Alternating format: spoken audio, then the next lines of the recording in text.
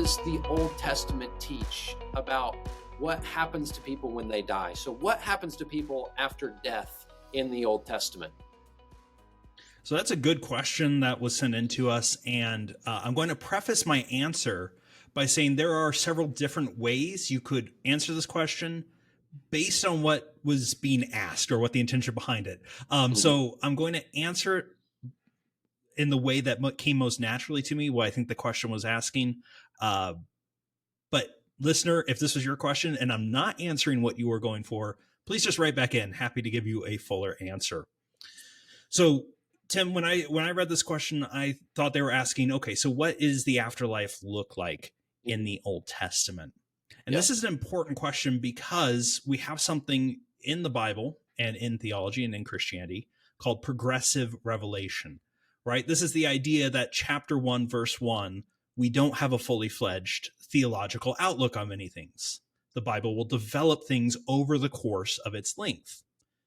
When we come to views of the afterlife, our view of the afterlife is something that comes fairly late in the development of the biblical story. That is, we have hints, we have ideas about it in the Old Testament, which we'll talk about. But when we're talking about heaven, when we're talking about hell, when we're talking about like a fully fledged and fully formed view of the afterlife, that is something that is very late in the biblical game, that I think we don't get till the New Testament and potentially even Revelation to get it fully consummated and fully orbed. In the Old Testament, then, we don't have the terms heaven or hell, right? That's too far forward. What we do have is the Hebrew term and idea, Sheol. So Sheol is Hebrew. In Greek, it'll be translated as Hades. An important but a side note, Hades and hell are two different words in Greek. They don't mean the same thing. Sheol is a word that we don't really know its root. There are two plausible origins for it. One, and probably the better way, is it's a word that means unland or no land. It's the idea of a place of unreality, of unmaking, right? Death. Life is not present there. So that's probably what the word means. It also potentially could be related to the verb to ask or to inquire. If that's where it comes from, the idea might be necromancy, because we know even in the biblical story, and most certainly in ancient Near Eastern cultures, you had necromancers that would try to get questions, right, answered from the afterlife. So that's possible, but that's probably an unlikely route. So this is probably a place of unexistence. The meaning of Sheol in the Bible moves from the idea of the grave to death itself to the underworld. As the underworld, the Old Testament talks about this place in some ways similar to the other cultures of the ancient Near East, but in a much more pulled back terms. So as the Old Testament talks about death, it doesn't really give us a full view of what's happening there. It just gives us a few ideas. And so I'm looking down at my notes because I want to reference these for you, listeners, so you can go check them out. What does the Bible say about Sheol? Well, first, it locates it physically in the world as something underneath the surface of the earth. It is literally the underworld. We're not terribly creative when we name things, right? As an example of this, you can see Ezekiel 31:15, 31:17, or Psalm 86:13, just to name a few. I want us all to remember that they did think that the grave, that the underworld, was literally under the earth. This adds some interesting dimensions, Tim, right, to some stories. When you have the rebellions in the book of Numbers and the ground opens up to swallow, right, those that have risen up against Moses, that's a terrifying, that takes on a much more terrifying guise if you go, hey, to their mindset and their cosmology and how everything's put together, you could say the underworld just came up to claim them, right? They went down alive to Sheol. It came and claimed them. So I think locating that in our minds does actually help and give us some insight into some stories. We do see that Sheol is described as a holding place for both the good and the wicked. And that is an interesting part of the Old Testament. And why I've said a couple times, it's not fully formed. You have Jacob talking about, I will see my son in Sheol. You have David saying, mourning for his son when he dies, say, I'm going to see him in Sheol. But you also have evidence that the wicked are sent there as well. Mm-hmm. In this way, you could argue it seems to be a holding place for all those who have died. We aren't Catholic, but let's make the observation: the Catholic conception of purgatory, at least in part, is rooted in this Old Testament concept.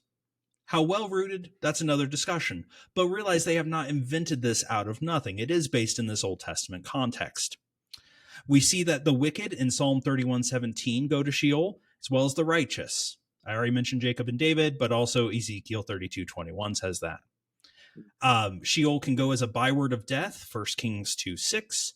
It's described physically as a place of gloom, Ecclesiastes 9:10, decay, Isaiah 14:11, and a place from which you don't come back, right? That's Job 7:6. Once you go there, you are stuck there. However, Amos 9:2 says God is still in control, and Psalm 49:15, this tantalizing little clue, God has the power to save from there. Now, the Old Testament ends right around the 4th century BC. And after that, the idea of the afterlife continued to develop within Judaism. So in Second Temple Judaism and the intertestamental period, we can look at the books of Maccabees, we can look at like First Enoch, for example, and there begins to be some development of, you know what, maybe there's two places people go. The righteous go to one place, the wicked go somewhere else. Being gathered to the bosom of your forefathers, maybe like Abram's bosom. Maybe that's a place where the good people go, right? Good, maybe in air quotes, when they die, as opposed to the wicked. We can see that this has taken place, by the way, even within the biblical text. In the, well, I guess, is it a parable? I don't know. That's another argument. But the story of Lazarus and the rich man, parable or not, does draw on this idea that the places of the dead are somehow connected. You can see between Abram's bosom and Hades, and yet they are also distinct. So we see even there within Judaism a development of two distinct destinations. Eventually this goes kind of full formed within Christian New Testament theology, but that's where the Old Testament somewhat ends. There is a place where all the dead go, just recapping the question. It's called Sheol. God still has power over there, but it is the grave, and the fate of those that go there is somewhat nebulous within the Old Testament itself. So good question. I hope I answered it and didn't talk around what you were going for, listener, but that's what I have for that. Tim, I know I was answering that, but anything that I missed, anything that I should clarify before I throw another question over to you? Yeah, no, you covered it really well. And that's something that at times makes us uncomfortable to say, well, the Old Testament doesn't fully flesh out what's going on in Sheol. But that's what we're left with in the Old Testament. Then, of course, as you said, the New Testament does give us more detail. But when I think of Sheol, I often think, Brian, of some of the phrases that occur when people die. For instance, Abraham went to rest, or you mentioned necromancy, right? Whenever Samuel is called back from the grave, he asks, "Why have you disturbed my rest?" And so there is a sense that for the righteous in Sheol, there is rest, whereas it's not exactly clear the final destiny of the wicked. Now, think of Ecclesiastes, you think of, kind of the just the peril of thought of, well, if the righteous and the unrighteous have the same destiny, then what is the meaning of it all? And I think that's at least part of what drove some of this development. And as you know, Brian, scholars go bananas trying to figure out, well, when did it develop? How did it develop? And oh gosh, some of those answers are clear, some not. yeah.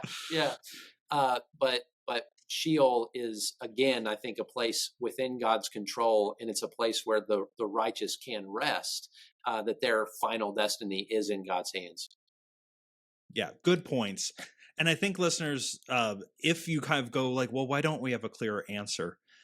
Two things I might say is, first, we have made it clear, I think it's very important to both of us, the Old Testament is part of God's word, but it's not the whole story either, right? The whole counsel of God does include the New Testament. So even us OT guys that love that would go, but we need more to add to it. And also, the things that are revealed, right, belong to us, but the secret things belong to the Lord, as Deuteronomy says. Yes. Some things I think are not revealed to us because it's not important for us to be able to live out God's purpose for our lives. We may want to know some things, but that doesn't mean all answers are always there. So I've always view these as invitations to study more and to trust. And so I hope you can find comfort in that as well.